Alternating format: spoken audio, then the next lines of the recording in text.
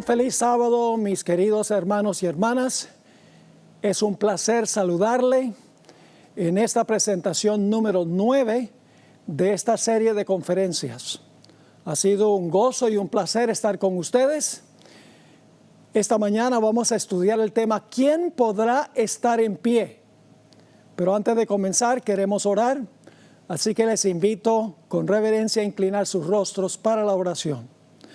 Padre Celestial, gracias te damos ahora por el privilegio de abrir con plena libertad tu santo libro. Pedimos que nos instruyas por medio del ministerio de tu Santo Espíritu. Gracias te damos por escuchar y responder esta oración, pues te lo imploramos en el nombre de Jesús. Amén. Vamos a comenzar nuestro estudio en Primera de Tesalonicenses, el capítulo 4, y los versículos 15 al 17, a donde encontramos una descripción de la segunda venida de Jesús. Cuando Jesús venga por segunda vez, habrá solamente dos grupos de salvos: los que murieron antes de la venida de Jesús y van a resucitar, y los que estarán vivos cuando Jesús venga. Vamos a notar eso en 1 Tesalonicenses 4:15. Por lo cual os decimos esto en palabra del Señor, que nosotros que vivimos, que habremos quedado hasta la venida del Señor, no precederemos a los que durmieron. Es decir, los que están vivos no van a ir al cielo antes que los que murieron. Versículo 16. Porque el Señor mismo con voz de mando, con voz de arcángel y con trompeta de Dios descenderá del cielo. Y los muertos en Cristo resucitarán primero. Así que fíjense que va a haber un grupo que va a resucitar, otro grupo que va a quedar vivo hasta el momento cuando Cristo regrese. Versículo 17. Luego nosotros los que vivimos, los que hayamos quedado, seremos arrebatados juntamente con ellos, es decir, con los que murieron y resucitaron, en las nubes para recibir al Señor en el aire, y así estaremos siempre con el Señor. Dos grupos de salvos cuando Cristo venga: los que murieron y van a resucitar, y los que van a ser trasladados al cielo de entre los vivos. Ahora, el libro de Apocalipsis se refiere a los vivos con el nombre de 144,000. No vamos a entrar ahora si el número es literal o simbólico, etcétera.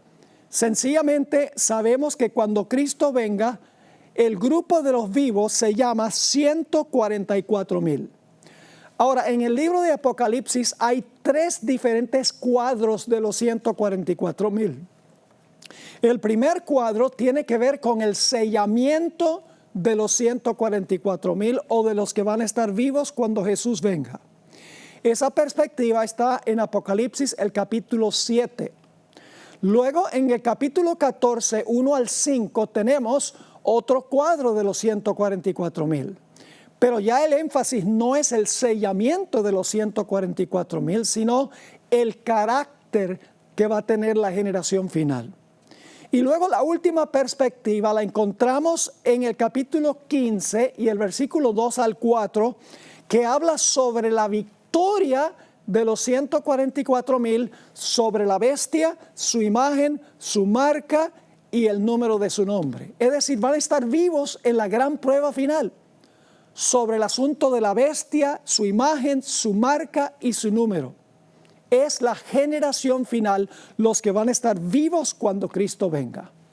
Ahora vamos a Apocalipsis 6 y el versículo 14 hasta el versículo 16, a donde se describe la segunda venida de Cristo Jesús. Y va a hablar sobre lo que va a suceder con los impíos cuando el Señor Jesucristo regrese. Dice en el versículo 14: y el cielo se desvaneció como un pergamino que se enrolla, y todo monte y toda isla se removió de su lugar. Los reyes de la tierra, los grandes, los ricos, los capitanes, los poderosos y todo siervo y todo libre, se escondieron en las cuevas y entre las peñas de los montes, y decían a los montes y a las peñas: caed sobre nosotros y escondednos del rostro de aquel que está sentado sobre el trono y de la ira del Cordero. No quieren ver el rostro del que está sentado en el trono, que no es más ni menos que Cristo Jesús. Ahora surge la pregunta, ¿será que va a haber un grupo de personas fieles que en vez de esconderse en las cuevas y en vez de rogar que las piedras caigan sobre ellos para escondernos de la cara del que está sentado en el trono, será que va a haber un grupo que va a levantar las manos y va a decir, he aquí, este es nuestro Dios, le hemos esperado y Él nos salvará? Absolutamente. Ahora, noten el versículo 17 de este mismo capítulo 6 de donde acabamos de leer. Cuando venga este día de la gran ira, dice aquí, del Cordero, ¿será que va a haber un grupo fiel? Noten la pregunta en Apocalipsis 6 y el versículo 17. Dice allí, porque el gran día de su ira ha venido. ¿Y quién podrá permanecer en pie? Es decir, cuando venga ese gran día de la ira del Cordero, ¿va a haber un grupo que va a permanecer en pie? Ahora, la expresión permanecer en pie en realidad es la traducción de una sola palabra en griego. En realidad es un antónimo de la palabra caer, es decir, mantenerse en pie es lo opuesto de caer. Vamos a examinar algunos versículos a donde se usa esa palabra. Marcos 3, 24 y 25 dice, un reino dividido contra sí mismo no puede permanecer. La palabra permanecer es la misma palabra estar en pie. Es decir, un reino dividido contra sí mismo va a caer. En Juan 8:44 dice que Satanás al principio no permaneció en la verdad. Es decir, cayó de la verdad. En 1 Corintios 10 y el versículo 12 dice, el que crea estar firme, mire que no caiga. Ahí está la palabra otra vez, firme. En Efesios 6, 11 al 13, se usa esta palabra dos veces. Dice allí en el versículo 11, vestíos de toda la armadura de Dios, para que podáis estar firmes. Ahí está la misma palabra griega de Apocalipsis 6, 17. Vestíos de toda la armadura de Dios, para que podáis estar firmes contra las acechanzas del diablo, es decir, para que no caigas en las trampas de Satanás. Versículo 12, porque no tenemos lucha contra carne y sangre, es decir, solo contra seres humanos, sino contra principados y contra potestades, contra los gobernadores de las tinieblas de este siglo, contra huestes espirituales de maldad en las regiones celestes. Es decir, tenemos una lucha contra Satanás y sus ángeles, no solo con seres humanos. Versículo 13, por tanto, tomad toda la armadura de Dios para que podáis resistir en el día malo y habiendo acabado todo, estar firmes. Esa es la misma palabra que usa Apocalipsis 6, 17.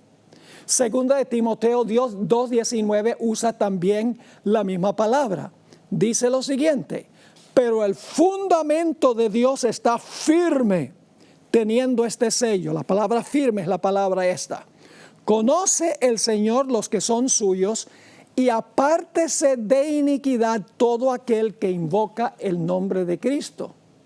Y voy a mencionarles un último uso de esta palabra que tiene una relación directamente con la segunda venida de Jesús. San Lucas 21 y el versículo 36, aquí está hablando Jesús a sus seguidores. Y dice, velad pues en todo tiempo, orando que seáis tenidos por dignos de escapar todas estas cosas que vendrán, porque está hablando los versículos anteriores de la gran tribulación final, la gran persecución final contra el pueblo de Dios. Y Jesús dice a sus seguidores, velad pues en todo tiempo, orando que seáis tenidos por digno de escapar de todas estas cosas que vendrán. Y ahora noten, y de estar en pie delante del Hijo del Hombre. Es decir, no caer, sino estar en pie. Así que Apocalipsis 6, 17 termina con una pregunta. Porque el gran día de su ira ha venido, ¿y quién podrá permanecer en pie o quién podrá mantenerse firme? ¿A dónde esperaríamos conseguir la respuesta a esta pregunta? Pues yo creo que sería en el siguiente capítulo, el capítulo 7. Vamos a leer Apocalipsis 7 y los versículos 1 hasta el versículo 4, a donde se describe la generación final, los que van a estar en pie, los que no van a rogar que las rocas caigan sobre ellos, no se van a esconder en las cuevas, sino que van a recibir con los brazos abiertos a Cristo Jesús. En estos versículos se describe el sellamiento de los 144,000 o de la generación final. Dice, después de esto vi a 4 ángeles en pie sobre los 4 ángulos de la tierra, que detenían los 4 vientos de la tierra, para que no soplase viento alguno sobre la tierra, ni sobre el mar, ni sobre ningún árbol. Vi también a otro ángel que subía de donde sale el sol, y tenía el sello del Dios vivo, y clamó a gran voz a los 4 ángeles a quienes se les había dado el poder de hacer daño a la tierra y al mar, diciendo, no hagáis daño en la tierra, ni al mar, ni a los árboles, hasta que hayamos sellado en sus frentes a los siervos de nuestro Dios. Y oí el número de los sellados, 144,000 sellados de todas las tribus de los hijos de Israel. Es decir, el grupo que se va a mantener firme tiene un sello. Y el sello es el nombre de Dios. Tienen el nombre de Dios en su frente, vamos a ver. Ahora, ¿cuál es el propósito de un sello que lleva el nombre? Bueno, el nombre indica propiedad. Por ejemplo, cuando yo tengo un libro y le pongo mi nombre, significa que ese libro es mío. Así que este grupo de personas, teniendo el nombre del Padre y del Hijo en su frente, significa que ellos pertenecen a Dios y a su Hijo. Pero el sello tiene otro fin. No solo identificar a los que son fieles, sino también es una señal para que los ángeles protejan a esas personas que tienen el sello. En realidad, el trasfondo de lo que tenemos en Apocalipsis 7, versículo 1 al 8, lo encontramos en el libro de Ezequiel. En el libro de Ezequiel, el capítulo 8, se describen las abominaciones que se estaban cometiendo entre los que profesaban ser pueblo de Dios. Las abominaciones que practicaban los que decían ser pueblo de Dios se describen en Ezequiel el capítulo 8. La peor abominación de todas era que estaban dando la espalda al templo y estaban con el rostro hacia el oriente adorando el sol. Así que Dios dice, el pueblo está en apostasía, los que dicen servirme a mí están adorando al sol, así que yo voy a venir en destrucción a la ciudad de Jerusalén. Pero antes de destruir la ciudad era necesario ponerle un sello a los que no estaban participando en las abominaciones. Ustedes pueden leer esto en Ezequiel 9, no tenemos tiempo de leerlo, es Ezequiel 9 y el versículo 1 al 6. El propósito del sello era identificar quiénes eran los fieles para que entonces fuesen protegidos de la destrucción que vendría cuando Nabucodonosor finalmente vino a la ciudad y destruyó la ciudad. Cuando Nabucodonosor destruyó la ciudad y murieron muchos en la ciudad, hubo un grupo que fue protegido y no murió. Fue el grupo que tenían el sello en sus frentes. Y lo interesante es que este grupo fiel clamaba y gemía por las abominaciones que se estaban cometiendo entre aquellos que decían ser pueblo de Dios. Es decir, había 2 grupos en la ciudad. La mayoría eran apóstatas. Estaban adorando el sol, practicando idolatría, entre otras cosas. Pero había otro grupo fiel, Apocalipsis los llama 144,000, en Ezequiel el capítulo 9 son los fieles, otro grupo que no están practicando las abominaciones y están clamando y llorando cuando ven todas las abominaciones que se están cometiendo entre los que profesan ser pueblo de Dios. Es decir, el sello de Dios es señal de que Dios va a proteger a sus fieles, los que están vivos antes de la segunda venida. Pero la bestia también tiene una marca. Y la marca de la bestia te dice, yo te voy a proteger si tú tienes mi marca. Tú vas a poder comprar y vender. y no vas a estar sujeto al decreto de muerte. Pero si tú no recibes mi marca, dice la bestia, entonces no vas a poder comprar y vender y también vas a estar sujeto al decreto de muerte. Ahora yo pregunto, ¿quién prefieres tú que te proteja? ¿Dios o que te proteja la bestia? Bueno, esa es una decisión fácil, porque la bestia en realidad no tiene poder para proteger, pero Dios sí lo tiene. Entonces tenemos que estar seguros de que nosotros tengamos el sello. Ahora ustedes notarán en Apocalipsis 7 que los ángeles están reteniendo los cuatro vientos de la tierra. Están en los cuatro ángulos. Cuando los ángeles suelten los vientos, que significa que Dios va a retirar su Espíritu Santo, ya Dios no va a luchar con los corazones de los seres humanos, se va a cerrar la puerta de la gracia antes de la segunda venida, como hemos estudiado anteriormente.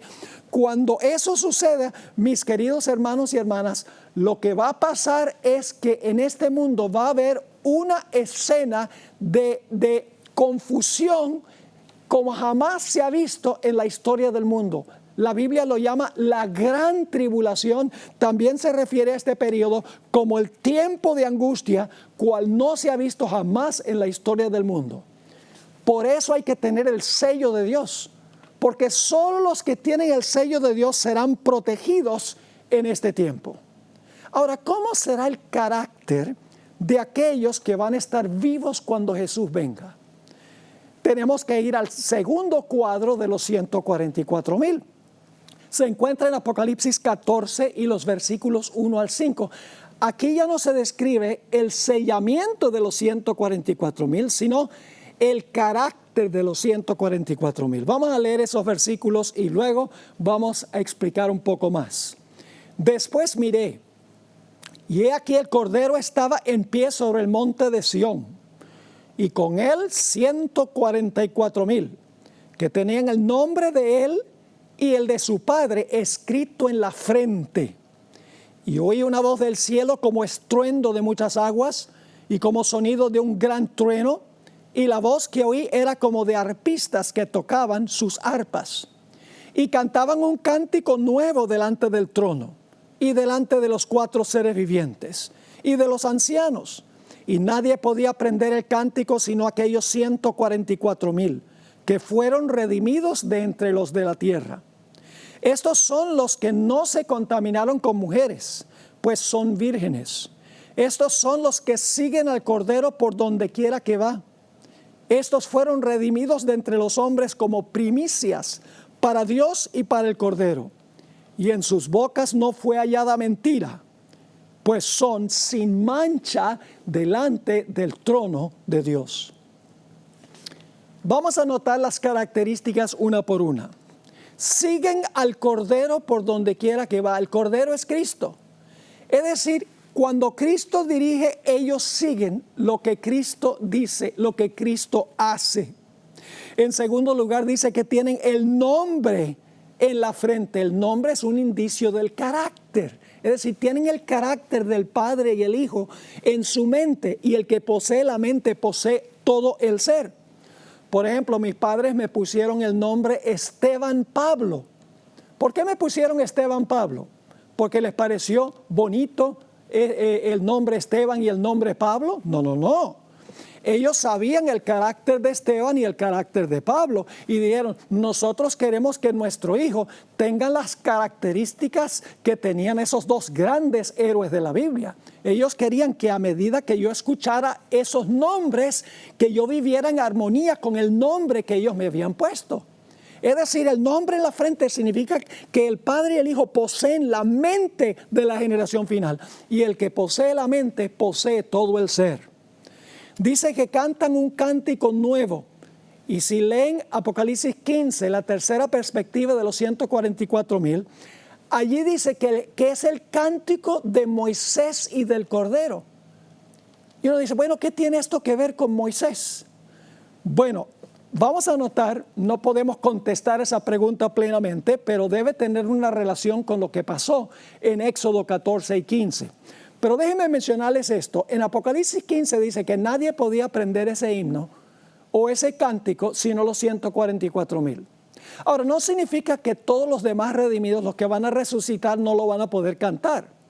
Sencillamente significa que no lo van a poder cantar con el mismo significado que lo cantarán aquellos que van a pasar por la tribulación final y van a ser librados por Dios. Déjenme darles un ejemplo. En Éxodo 15 se encuentra el cántico de Moisés.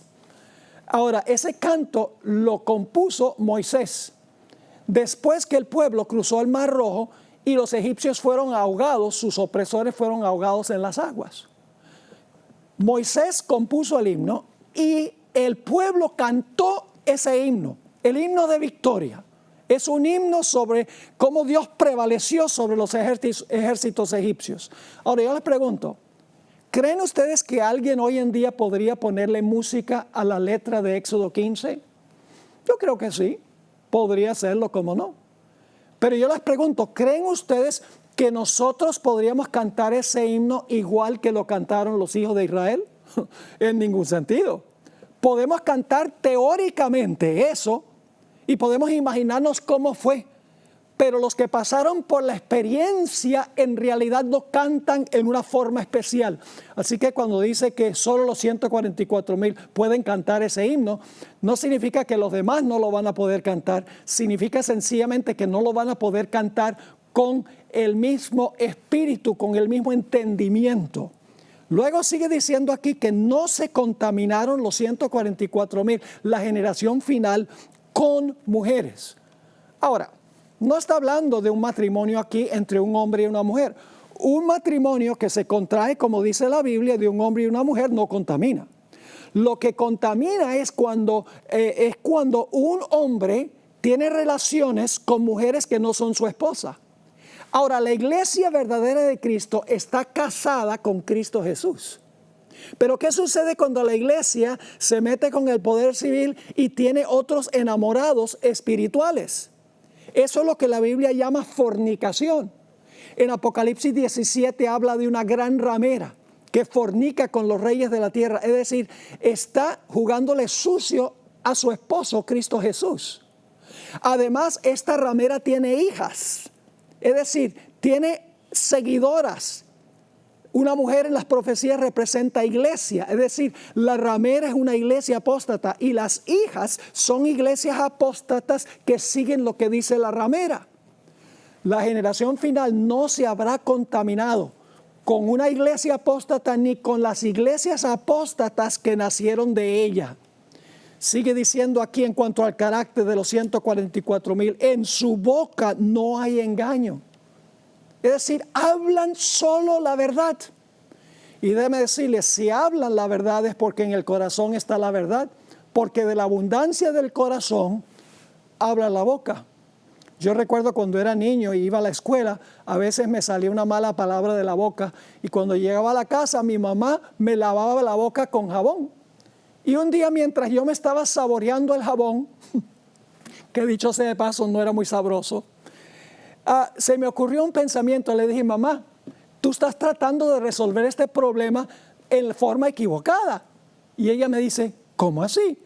Yo dije, el problema no es con mi boca, el problema es con mi corazón. Entonces lávame el corazón, porque de la abundancia del corazón habla la boca. Y luego dice, la última característica, son sin mancha delante del trono de Dios. Ahora escuchen bien. Apocalipsis, el capítulo 6, no es el único lugar a donde aparece esta pregunta. Hay muchos otros versículos de la Biblia a donde se hace una pregunta muy similar. Vamos a anotar algunos de esos lugares. Vamos a Joel, el capítulo 2 y el versículo 11. Joel 2 y el versículo 11. Este versículo está hablando de la segunda venida de Cristo Jesús. Y dice, y Jehová dará su orden delante de su ejército, porque Apocalipsis 19 dice que Jesús viene con los ejércitos celestiales, que son los ángeles. Jehová dará su orden delante de su ejército, porque muy grande es su campamento, fuerte es el que ejecuta su orden. Y ahora escuchen la pregunta, porque grande es el día de Jehová y muy terrible, ¿quién podrá soportarlo? Una pregunta muy similar. ¿A dónde esperarían conseguir la respuesta a esta pregunta? Que el gran día de Jehová ha venido y es muy terrible, ¿y quién podrá soportarlo? ¿A dónde esperaríamos conseguir la respuesta? Pues tal vez sería bueno ir al siguiente versículo y los siguientes versículos después de eso. Joel 2, 12 al 17 está hablando del gran día de expiación en Israel, el día del juicio, cuando se hacía la separación entre los que eran fieles y los que no eran infieles. Y ahora mismo está transpirando ese juicio en el santuario celestial. El Señor Jesucristo está examinando los casos de todos los que profesan su nombre para ver quiénes son genuinos y quiénes no son genuinos. Ahora, ¿cuál debe ser nuestra actitud en esta época cuando se está realizando el juicio en el santuario celestial? Noten cuál debe ser nuestra actitud. Versículo 12.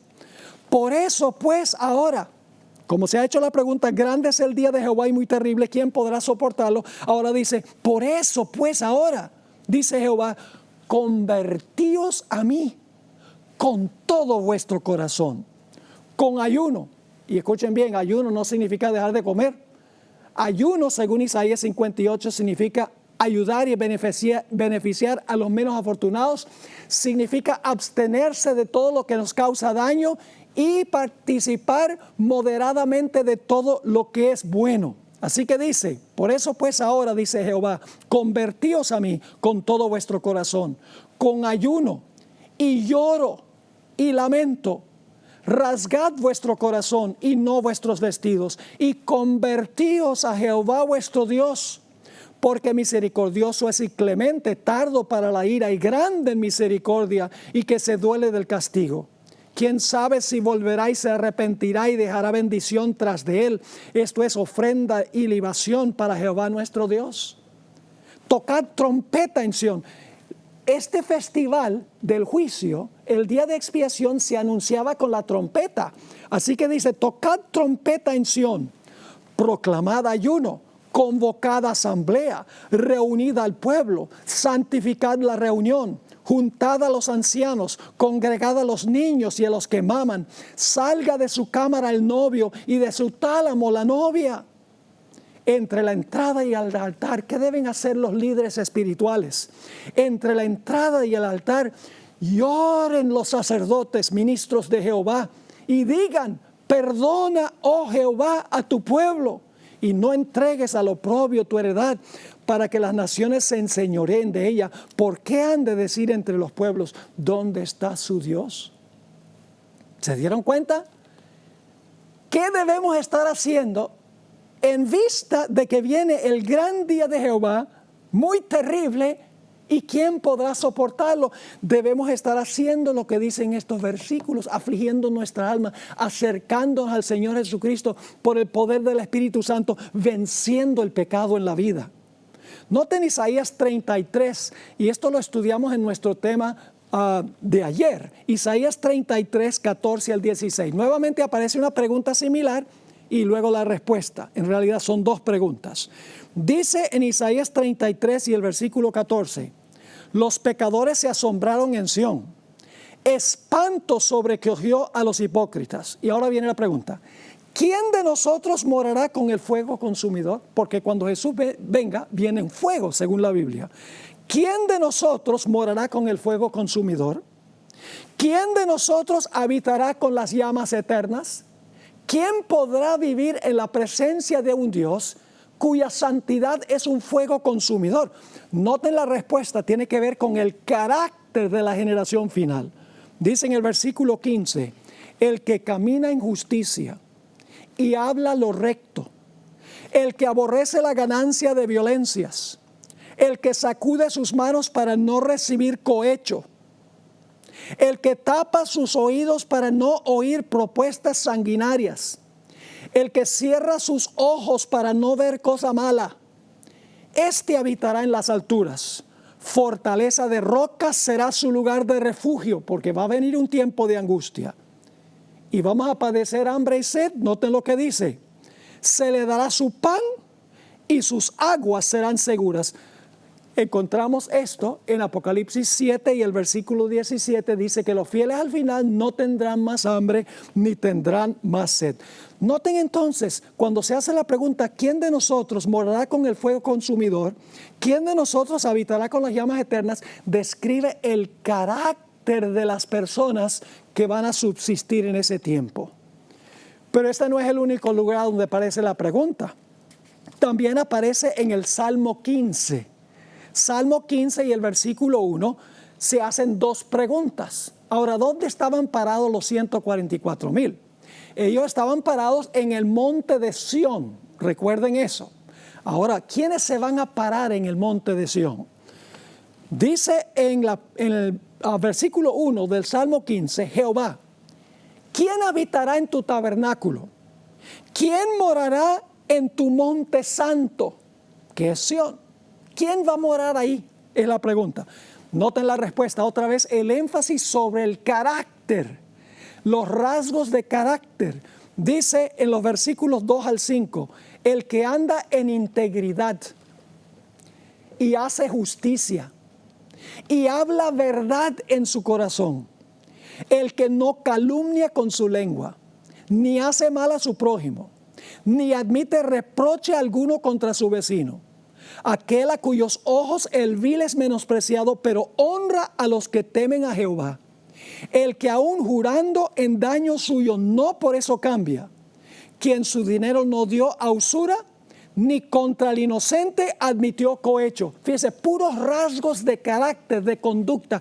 Y luego dice al final del versículo 5, el que hace estas cosas no resbalará jamás. Es decir, no va a caer, se va a mantener ¿qué? Firme. Aquí está la conexión con Apocalipsis 6. Hay otro lugar donde aparece una pregunta similar. Nahum, el capítulo 1 y el versículo 6 y 7. Noten la pregunta. ¿Quién permanecerá delante de su ira? ¿Y quién quedará en pie? Noten, ¿quién quedará en pie en el ardor de su enojo? ¿Quién se va a poder mantener en pie cuando Dios manifieste su ira en este mundo? Su ira se derrama como fuego y por él se hienden las peñas. La respuesta está en el versículo 7. ¿Quién va a permanecer cuando venga el gran día de la ira de Jehová? Dice el versículo 7, Jehová es bueno, fortaleza en el día de la angustia y conoce a los que en él confían.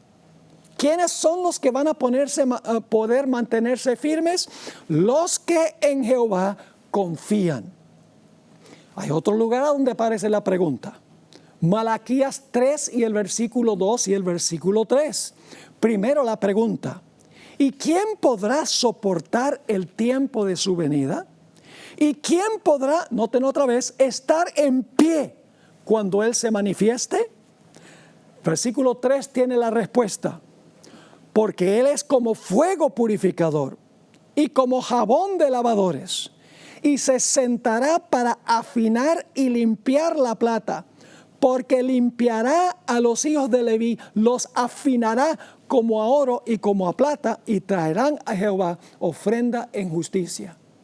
Es decir, los que van a poder subsistir en el gran tiempo de angustia final, y cuando Cristo venga en las nubes del cielo, es aquel que ha sido afinado como oro en el fuego, que ha sido limpiado de sus pecados por el Señor, porque Dios es fuego purificador y como jabón de lavadores, dice aquí. Hay otro lugar donde aparece la pregunta.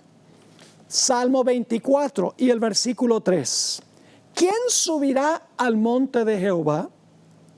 ¿Y quién estará en su lugar santo?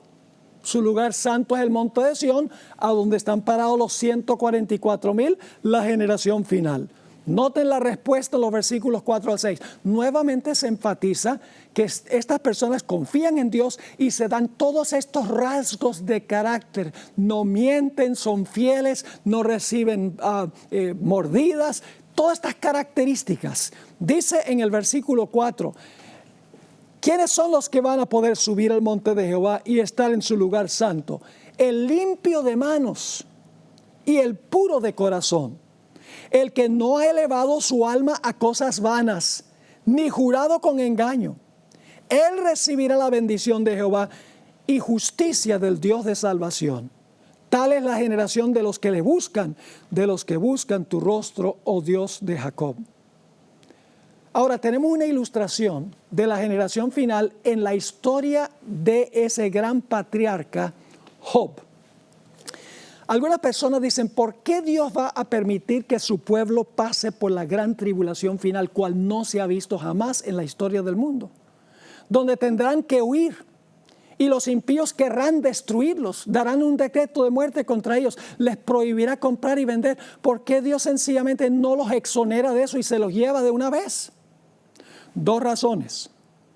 En la historia de Job vemos una de esas razones. En realidad vemos en la historia de Job las dos razones. Y vamos a leer algunos versículos adicionales. La historia de Job es muy interesante. Un día se presentan los hijos de Dios ante Jehová, entre los cuales vino Satanás. Ahora, los hijos de Dios son los representantes del universo.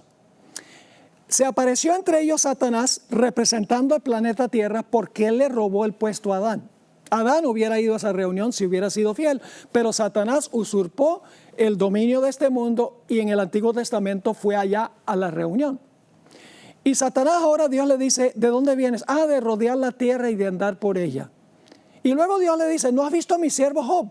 Varón recto, temeroso de Dios, apartado del mal, aunque vive en tu territorio, es fiel hijo mío. Y Satanás ahora, enfrente de los representantes de todo el universo, le saca en cara a Dios y le dice, pues claro que te sirve. ¿Quién no te va a servir? Tú has puesto una cerca alrededor de él. Has prosperado todo lo que él hace. Lo has llenado de abundantes bienes. ¿Quién no te va a servir a ti? Así. Pero si tú le quitaras todo eso, se demostraría que él te sirve por los panes y los peces, que él te sirve por interés. Y todos los representantes del universo están escuchando. Y dicen, de verdad, Dios ha acercado a Job, Dios ha bendecido la obra de sus manos, lo ha prosperado. ¿Quién sabe si lo que dice Satanás es cierto? Así que Dios le dice a Satanás, ¿tú crees que mi pueblo me sirve, que mi siervo Job me sirve por interés? Dios le dice, te permito que vayas y hagas todo lo que tú quieras con lo que él posee. Satanás se alegró. Y Satanás salió de la presencia del Señor y en cuestión de minutos le quitó todo a Job lo que tenía.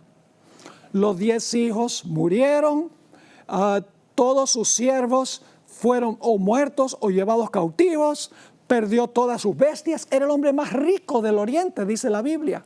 Es decir, en cuestión de minutos quedó en la calle. Y todos los representantes del universo están mirando a ver cómo va a reaccionar Job. ¿Será que ahora que le vinieron males y va a decir, yo no voy a servir a Dios bajo esas circunstancias? No. Job dijo, Dios dio y Dios quitó. Dios no quitó, Satanás quitó. Pero él no lo sabía. En este tiempo no había Biblia, él no entendía lo que estaba pasando. Pero él dice, Dios dio y Dios quitó. Alabado sea el nombre de Jehová. Y todo el cielo, todos los representantes celestiales dicen, amén, aleluya. Job todavía es siervo de Dios, aun cuando perdió todo. Se realiza una segunda reunión en el cielo. Y en esa reunión también fue Satanás representando el planeta Tierra. Y Dios le dice a Satanás, ¿has visto a mi siervo Job? Que a pesar de que me incitaste contra él, todavía conserva su integridad. Y Satanás dice, pues claro, porque no me dejaste tocarlo a él. Pero si tú me dejaras afligirlo a él, te blasfemaría en tu rostro y verías que él te sirve porque tú le das buena salud a él. Y todos los representantes del universo están allí viendo. De verdad que Dios no permitió que Satanás afligiera a Job físicamente. Quién sabe si tenga razón. Así que Dios le dice, está bien, te permito que tú hagas con Job lo que tú quieras, solo no te permito que lo mates. Porque claro, si lo mata, la prueba se acabó. No permito que lo mates. Y sale Satanás de la presencia del Señor y aflige a Job con llagas malignas desde la mollera de la cabeza hasta la planta del pie. Y tan terrible era que tenía que rascarse con una teja. Y todo el universo está mirando para ver si Job sirve a Dios por interés.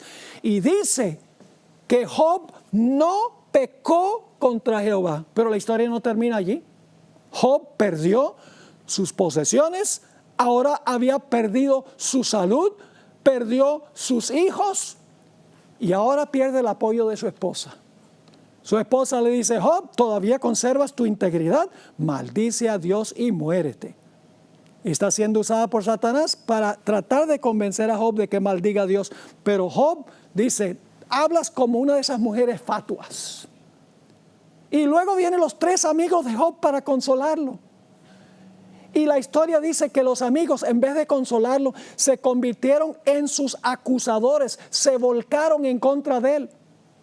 Y luego, en el resto del libro, hasta el capítulo 38, Job piensa que ha perdido a Dios inclusive como su mejor amigo. Porque ora a Dios, le dice: explícame lo que está pasando. Y la respuesta de Dios es un rotundo silencio. Mis queridos hermanos y amigos, este es un cuadro de la experiencia por la cual pasará el pueblo de Dios durante el gran tiempo de angustia final. El pueblo de Dios perderá absolutamente todo. Perderá sus posesiones, perderá el apoyo de la familia, perderá en muchos casos su salud, perderá también el apoyo de sus amigos y sus familiares, y clamará a Dios y parecerá inclusive que Dios se ha olvidado de ellos. Pero no soltarán la mano de Dios. Estudien esa parábola de Jesús en Lucas 18, 1 al 8. Ahí hay un cuadro claro de lo que va a pasar con el pueblo de Dios durante ese tiempo, porque el pueblo de Dios servirá a Dios por puro amor y no por interés. Van a decir como Job: aunque me matare, aún confiaré en él. Será como los 3 jóvenes que fueron echados al horno por Nabucodonosor. Ellos dijeron: nosotros servimos al Dios verdadero, nuestro Dios nos puede librar, pero si no nos libra, todavía somos fieles a él. Así que la primera razón por la cual el pueblo de Dios va a pasar por la gran tribulación final es para darle una demostración al universo de que los fieles de Dios al final de la historia, los que están vivos, los 144,000, sirven a Dios por puro amor y no por interés, porque Satanás dice que sirven a Dios por interés. La segunda razón es que pasando por esa experiencia, el horno de fuego va a purificar plena y totalmente al pueblo de Dios. Job entendió eso. En Job 23 y el versículo 10, Job entendió que su experiencia era con el fin de purificarlo, de desconectarlo con todo aquello sobre lo cual dependía. Dice en Job 23 y el versículo 10, aquí está hablando Job: mas él conoce mi camino, me probará y saldré como oro. El tiempo de angustia quemará toda la escoria, y cuando el pueblo de Dios salga del horno del tiempo de angustia, saldrán puros como el oro. En Isaías 48 y el versículo 10, Dios compara las pruebas de su pueblo con un horno. Dice allí: he aquí te he purificado, y no como a plata. Te he escogido en horno de aflicción. Ahora viene este tiempo de angustia terrible. Mateo 24 y el versículo 21 y 22 describe ese periodo. Dice que será el peor que jamás haya existido en la historia del mundo. Y dice que si no fuera ese tiempo acortado por Dios, ninguno permanecería salvo. Pero por causa de los escogidos, que son los 144,000, los que van a estar vivos, ese tiempo será acortado. Mis queridos amigos y hermanos, hay pasajes de la Biblia que van a consolar al pueblo de Dios en ese tiempo. Uno de ellos es Isaías 54 y el versículo 8 y el versículo 10. Dice aquí Dios: con un poco de ira escondí mi rostro de ti por un momento. Ese es el tiempo de angustia, porque parece que Dios no está allí. Pero con misericordia eterna tendré compasión de ti, dijo Jehová tu Redentor. Versículo 10, porque los montes se moverán y los collados temblarán, pero no se apartará de ti mi misericordia, Dios está hablando a su pueblo, ni el pacto de mi paz se quebrantará, dijo Jehová, el que tiene misericordia de ti. Otro pasaje que será de gran ayuda y ánimo para el pueblo de Dios cuando parece que todo les va mal, es el Salmo 46. Vamos a leer empezando en el versículo 1. Dios es nuestro amparo y fortaleza, nuestro pronto auxilio en las tribulaciones. Por tanto, no temeremos aunque la tierra sea removida y se traspasen los montes al corazón del mar. Lo que dice Apocalipsis 6, 14 al 16, ya lo leímos. Sigue diciendo, aunque bramen y se turben sus aguas y tiemblen los montes a causa de su braveza. Y luego viene un contraste, viene un retrato de la ciudad de Dios, Jerusalén. Dice, del río de sus corrientes alegran la ciudad de Dios, el santuario de las moradas del Altísimo. Dios estará en medio de ella, no será conmovida. Es decir, en Jerusalén va a haber seguridad. No está hablando de Jerusalén literal, está hablando de los fieles que pertenecen al remanente de Dios al final de la historia. Dice en el versículo 5, Dios está en medio de ella, no será conmovida. Dios la ayudará al clarear la mañana. Y luego vuelve a hablar de la tribulación. Bramarán las naciones, titubearon los reinos, dio él su voz, es decir, Dios, se derritió la tierra. Jehová de los ejércitos está con nosotros, nuestro refugio es el Dios de Jacob. Venid, ved las obras de Jehová, que ha puesto asolamientos en la tierra, que hace cesar las guerras hasta los fines de la tierra, que quiebra el arco, corta la lanza y quema los carros en el fuego. Estad quietos. Dios está hablando a su pueblo, a la generación final. Estad quietos y conoced que yo soy Dios. Seré exaltado entre las naciones, enaltecido seré en la tierra. Jehová de los ejércitos está con nosotros. Nuestro refugio es el Dios de Jacob.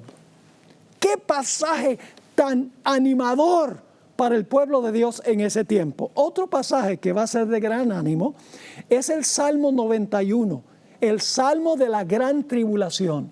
Me voy a dar el lujo de leer hasta el versículo 12. El que habita al abrigo del Altísimo, es decir, los que están con Dios, morará bajo la sombra del Omnipotente. Diré yo a Jehová, esperanza mía y castillo mío, mi Dios en quien confiaré. Él, Dios, te librará del lazo del cazador, de la peste destructora. Con sus plumas te cubrirá y debajo de sus alas estarás seguro. Escudo y adarga es su verdad. No temerás el terror nocturno, ni saeta que vuele de día, ni pestilencia que ande en oscuridad, ni mortandad que en medio del día destruya. Caerán a tu lado 1000 y 10,000 a tu diestra, mas a ti no llegará. Ciertamente con tus ojos mirarás y verás la recompensa de los impíos. Ahora fíjense qué clase de gente es esta. Porque has puesto a Jehová, que es mi esperanza, al Altísimo por tu habitación. Ahora viene el resultado. No te sobrevendrá mal, ni plaga tocará tu morada. Pues a sus ángeles mandará cerca de ti, que te guarden en todos tus caminos. En las manos te llevarán, para que tu pie no tropiece en piedra. Y lo que quiere decir esto es para que no tropieces en la piedra y te caigas. Ahí está la conexión con Apocalipsis, el capítulo 6. ¿Quiénes son los que van a estar firmes? Vamos al libro de Hebreos, el capítulo 12, 28 y 29. Mis queridos hermanos y hermanas, apreciados amigos y amigas, nosotros tenemos que entregarnos completamente al Señor. Tenemos que orar como nunca, tenemos que estudiar la palabra como nunca, tenemos que contarle a otros estas historias como nunca. Porque solamente los que están completamente consagrados al Señor van a poder pasar por ese tiempo de tribulación y angustia final. Vamos a tener que estar conectados íntimamente con el Señor. En Hebreos 12, 28 y 29 dice, así que recibiendo nosotros un reino inconmovible, tengamos gratitud y mediante ella sirvamos a Dios, agradándole con temor y reverencia. Así que dice que debemos servir a Dios agradándole con temor y reverencia. Y luego dice, porque nuestro Dios es fuego consumidor. ¿Quiénes son los que van a ver a Jesús y no van a esconderse en las cuevas ni van a rogar que las rocas caigan sobre ellos? Lo van a ver con sus ojos. No van a decir, escóndenos de la cara de aquel. Noten Mateo 5 y el versículo 8. Bienaventurados los de limpio corazón, porque ellos verán a Dios. Isaías 33, 17. Dice allí, tus ojos verán al Rey en su hermosura. Verán la tierra que está lejos. Primera de Juan, el capítulo 3 y el versículo 1 al 3. Nuevamente el énfasis es, ¿quiénes son los que van a ver, los que van a mirar? Y no van a querer esconderse de la cara, sino que van a querer ver el rostro. Dice allí en 1 Juan 3, 1 al 3, mirad cuál amor nos ha dado el Padre, para que seamos llamados hijos de Dios. Por esto el mundo no nos conoce porque no le conoció a Él. Amados, ahora somos hijos de Dios y aún no se ha manifestado lo que hemos de ser. Pero sabemos que cuando Él se manifieste, cuando Cristo venga, seremos semejantes a Él, porque le veremos tal como Él es.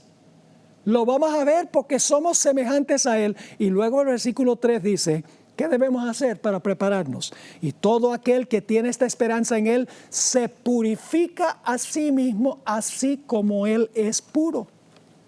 En Hebreos 12 y el versículo 14 dice, seguid la paz con todos y la santidad sin la cual nadie verá al Señor. Pero los fieles en el reino van a ver el rostro de Jesús. No se van a querer esconder, van a ver el rostro porque tiene un carácter semejante al de Cristo. Dice en Apocalipsis 22 y el versículo 3 y 4, hablando de la santa ciudad, y no habrá más maldición. Y el trono de Dios y del Cordero estará en ella, y sus siervos les servirán y verán su rostro, y su nombre estará en sus frentes, es decir, tendrán su carácter.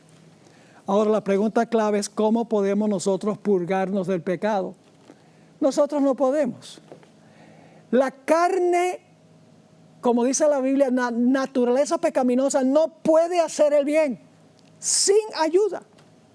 Con la ayuda del Espíritu Santo, con la ayuda de Jesús, con la ayuda de Dios, solamente se puede vencer. Entregándonos a Él de día en día, consagrándonos a Él. La Biblia nos dice cómo podemos nosotros desarrollar esa clase de carácter. En Efesios 5, 25 al 27, el apóstol Pablo describió cómo la iglesia se purifica. Dice allí el apóstol Pablo, maridos, amad a vuestras mujeres, así como Cristo amó a la iglesia y se entregó a sí mismo por ella. ¿Para qué? ¿Por qué se entregó Jesús? Para santificarla, habiéndola purificado en el lavamiento del agua por la palabra. ¿Qué es lo que lava? Dice, lo que lava es agua por la palabra. El agua es el Espíritu Santo y el Espíritu Santo hace todo a través de la palabra. Ahora, ¿con qué fin? Versículo 27. A fin de presentársela a sí mismo una iglesia gloriosa, que no tuviese mancha ni arruga ni cosa semejante, sino que fuese santa y sin mancha. ¿Cómo es que la iglesia llega a ser santa y sin mancha? A través del agua por la palabra. El Espíritu Santo a través de la palabra, cuando leemos y estudiamos la palabra con un corazón abierto, nos purifica. El Salmo 119 y el versículo 9 al 11 nos da el secreto también. Pregunta, ¿con qué limpiará el joven su camino? Con guardar tu palabra. Con todo mi corazón te he buscado. No me dejes desviarme de tus mandamientos. Y ahora fíjense lo que dice el versículo 11. En mi corazón he guardado tus dichos para no pecar contra ti. Cuando dejamos que la palabra entre por nuestros oídos y por nuestros ojos y haga un impacto en nuestro ser, la palabra nos limpia. Muchas veces los jóvenes me preguntan, pastor, ¿cuál es el secreto para vencer el pecado? Y yo les digo dos cosas. Número uno, no permitas que entre a tu mente nada que contamine tu mente. del internet o de cualquier parte, de tu teléfono. No dejes que entre nada malo a tu mente, pero no dejes hueco tu cerebro. No dejes tu mente vacía.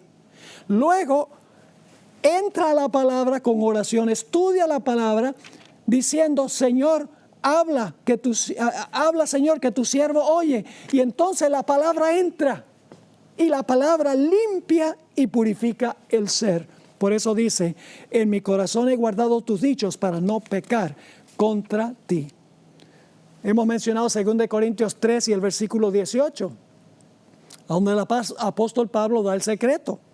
Él dice, por tanto nosotros todos, mirando a cara descubierta, como en un espejo, la gloria del Señor, es decir, contemplando la gloria del Señor, ¿qué sucede con nosotros? Somos transformados, la palabra metamorfosis en griego, somos transformados de gloria en gloria en la misma imagen como por el Espíritu del Señor.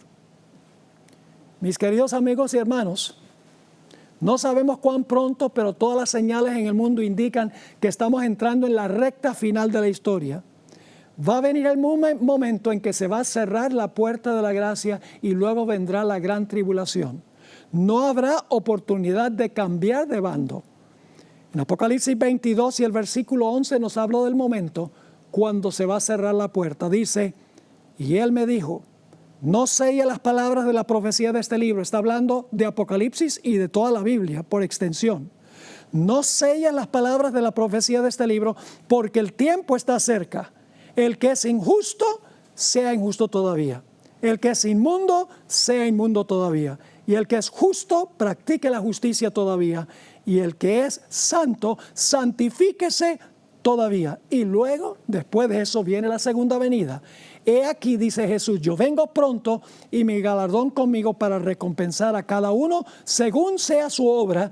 Yo soy el alfa y la omega, el principio y el fin, el primero y el último. Habrá un cierre de la gracia para todo el mundo, pero ¿saben que hay otro cierre de gracia?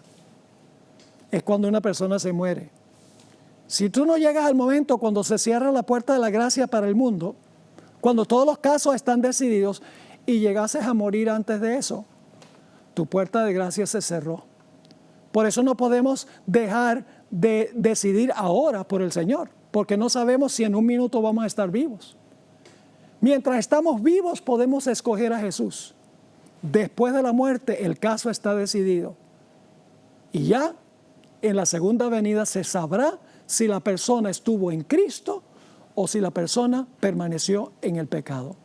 Mis queridos amigos y hermanos, entreguémonos a Jesús como nuestro Salvador personal.